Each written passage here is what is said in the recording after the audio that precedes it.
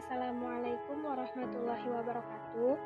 Di sini saya perwakilan dari kelompok 4 akan mempresentasikan mengenai contoh asuhan perawatan keluarga dengan tahap lansia. Nah, di sini kami mengambil contoh masalah keluarganya itu adalah ketidakharmonisan. Nah, di sini kelompok kami ada Ayu Astika, Fatma Wilda Fitriah, Elsa Dwi Agusti, Nurul Amanah Agustina, dan Rio Arifin. Nah, di sini langsung saja ke format pengkajiannya. Itu ada kepala keluarganya itu ada Tuan T, umurnya 70 tahun, agama Islam, pendidikan sarjana, pekerjaan wirausaha. Alamatnya itu ada di Jalan Komnya Sudarso, Gang Bunga nomor 25. Nah, komponen keluarganya itu ada 2, yaitu ada Tuan T, jenis kelaminnya laki-laki, umurnya 70 tahun, hubungan keluarganya sebagai ayah, pekerjaan wirausaha, dan pendidikannya sarjana. Sedangkan keluarga yang kedua itu ada Nyonya S, jenis kelaminnya perempuan, umurnya 60 tahun, hubungan keluarganya itu sebagai ibu, pekerjaannya ibu rumah tangga, dan pendidikannya ada SMA. Nah, yang selanjutnya ini genogramnya, maaf belum kita cantumkan. Langsung saja ke tipe keluarga. Nah, tipe keluarganya itu ada nuclear family. Masalah yang dihadapi pada tipe keluarga ini itu tidak ada. Selanjutnya ada suku bangsa. Nah, mereka itu berasal dari suku bangsa Melayu. Budaya yang berhubungan dengan kesehatan itu tidak ada. Agama dan kepercayaannya ada agama Islam. Dan status sosial ekonomi keluarganya itu, yang pertama ada anggota yang mencari nafkah, itu adalah ayah. Penghasilannya minimal 6 juta per bulan. Upaya lainnya tidak ada. Harta benda yang dimiliki itu Tuan T memiliki 1 rumah pribadi, 1 rumah kosan, 3 rumah kontrakan, dan 1 sepeda motor. Kebutuhan yang dikeluarkan tiap bulan itu ada 3 juta. Nah, aktivitas rekreasi keluarganya itu Tuan T mengatakan jarang mengadakan aktivitas rekreasi keluarga. Nah, selanjutnya ada riwayat dan tahap perkembangan keluarga. Tahap perkembangan keluarga saat ini itu adalah keluarga dengan tahap lansia. Tahap perkembangan keluarga yang belum terpenuhi tidak ada. Riwayat kesehatan keluarga. Nah, di sini itu ada anggota keluarganya ada 2. Itu ada ayah dan ibu. Nah, masalah kesehatannya itu ayahnya itu menderita diabetes mellitus. Dengan keadaan kesehatannya itu klien mengatakan bahwa ia mudah lelah dan sering berkemih di malam hari. Nah, tindakan yang sudah dilakukan itu adalah dengan pergi ke dokter praktek setiap bulan untuk mengontrol kadar gula darahnya. Nah, sedangkan si ibu ini keadaan kesehatannya itu baik dan sehat.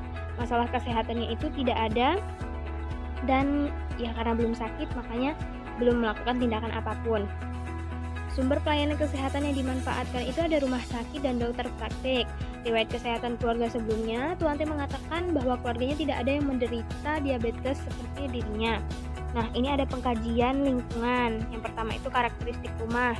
Luas rumahnya itu ada 15 kali 12 meter persegi. Tipe rumahnya permanen. Kepemilikannya milik sendiri. Jumlah rasio kamar dan ruangan. Itu kamarnya ada 4 dengan ruang depan, ruang tengah, dan dapur. Ventilasinya ada 14, jendelanya ada 8. Pemanfaatan ruangannya itu dimanfaatkan dengan baik. Septic tanknya ada, sumber air minumnya dari air galon, kamar mandi 1 dan WC 1 dengan WC jongkok. Sampahnya dibuang ke tempat pembuangan sampah. Kebersihan lingkungannya cukup bersih, dan karakteristik tetangga dan komunitas RW. Nah, kebiasaan klien ini mengatakan bahwa orang-orang di sekitar tempatnya itu mempunyai kebiasaan menyabung ayam dan jarang diadakan kegiatan gotong royong. Selanjutnya adalah ada aturan atau kesepakatan. Nah, di RT atau RW itu tuh ada kesepakatan bahwa jika ada pendatang baru itu wajib lapor. Nah, budaya yang ada di sana itu banyak kebudayaan daerah. Selanjutnya ada mobilitas geografis keluarga. Nah, keluarga ini mengatakan bahwa ia pernah pindah itu sebanyak 1 kali. Perkumpulan keluarga dan interaksi masyarakatnya, keluarga hanya berkumpul setahun sekali pada saat Idul Fitri dengan anak-anaknya. Dan klien itu jarang berinteraksi dengan masyarakat, hanya sesekali mengobrol dengan tetangga depan rumahnya. Selanjutnya ada sistem pendukung keluarga. Nah, Tuan T dan Nyonya S selalu merawat satu sama lain apabila ada yang sakit. Nah, yang ketiga itu ada struktur keluarga. struktur kekuatan keluarganya itu ada pada ayah. Struktur perannya itu ayah sebagai kepala keluarga dan ibu sebagai ibu rumah tangganya. Dan selanjutnya ada nilai dan norma keluarga. Nah, keluarga Tuan T ini beragama Islam dan Tuan T menanamkan bahwa keluarganya tidak boleh meninggalkan sholat. Selanjutnya, pola atau cara komunikasi keluarga. Cara komunikasi keluarganya itu menggunakan bahasa Melayu. Itu fungsi keluarga. Yang pertama, fungsi afektif. Nah, ayah berperan sebagai pencari nafkah sekaligus mengatur keuangan, tapi sesekali ibu ikut berperan dalam mengatur keuangan. Selanjutnya ada fungsi sosialisasi. Nah, kerukunan hidup keluarganya itu keluarga hidupnya itu kurang harmonis karena Tuan T itu lebih sering tinggal di kontrakan ketimbang di rumahnya sendiri. Terus interaksi dan hubungan dalam keluarga.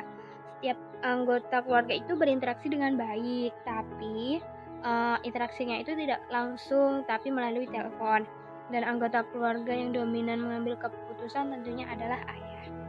Kegiatan keluarga di waktu luang itu keluarganya itu sering kumpul, tapi Tuan T dan Nyonya S ini lebih sering kumpul sama anak-anaknya itu pas waktu lebaran aja.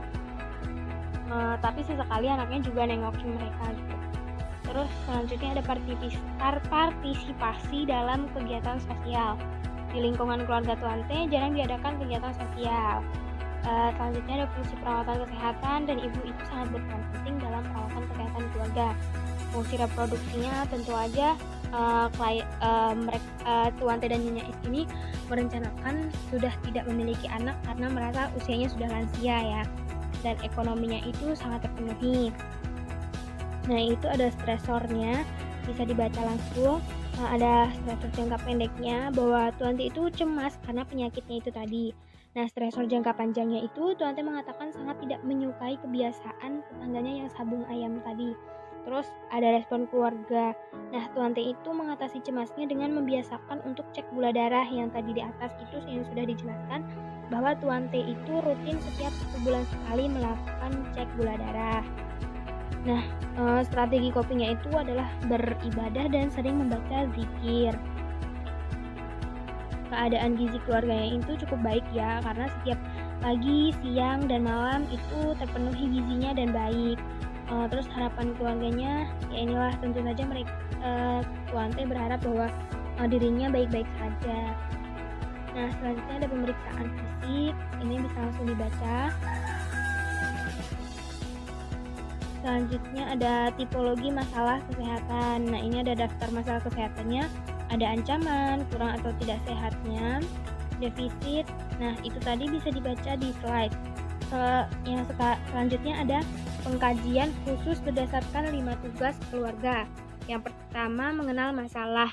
Nah, keluarga itu mengatakan sudah mengetahui bahwa Tuan T menderita diabetes mellitus. Dan yang nomor 2, mengambil keputusan yang tepat. Nah, Tuan T mengatakan keputusan yang diambil adalah dengan rutin meriksa gula darah dan pergi ke dokter praktek tadi. Nah, yang selanjutnya itu ada merawat anggota keluarga yang sakit atau mempunyai masalah.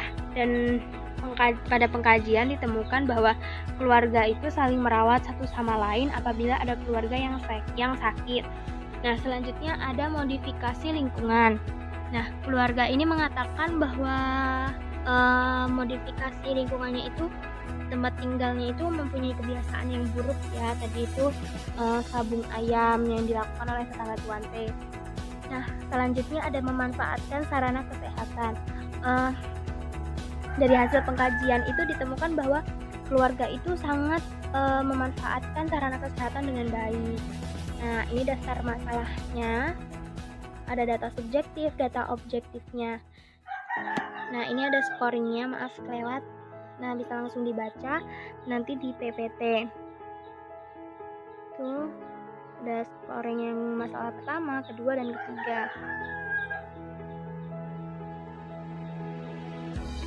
Nah, dari hasil pengkajian itu ditemukan diagnosa keperawatan yang pertama itu ada perubahan proses keluarga berhubungan dengan modifikasi dalam status sosial keluarga. Diagnosa keperawatan yang kedua, penata laksanaan program terapeutik komunitas berhubungan dengan ketidakefektifan komunikasi di antara subkelompok atau komunitas. Dan diagnosa ketiga itu kekurangan volume cairan berhubungan dengan diuresis osmotik. Nah, rencana tindakan keperawatannya ini bisa dilihat langsung seperti pantau hubungan keluarga, kaji interaksi antara tuanti dengan lingkungannya, dengan keluarganya, kaji keterbatasan anaknya, dan serta kita harus mendukung ya keluarga itu menyatakan perasaan masalahnya itu secara langsung. Nah, ini intervensi buat diagnosa keduanya. Itu ada kaji pola interaksi, lakukan penapisan faktor risiko yang berpengaruh pada kesehatan dari lingkungan, kolaborasi dalam program tindakan pengembangan masyarakat. Nah, ini bisa dibaca langsung. Banyak banget ya intervensinya. Thank you. Sekian yang bisa dipresentasikan oleh kami. Kurang dan lebihnya kami mohon maaf. Jika ada pertanyaan silahkan diajukan melalui Classroom atau di kolom komentar. Sekian dari kami, kurang lebihnya kami mohon maaf. Diakhiri wabillahi taufik wal hidayah. Wassalamualaikum warahmatullahi wabarakatuh.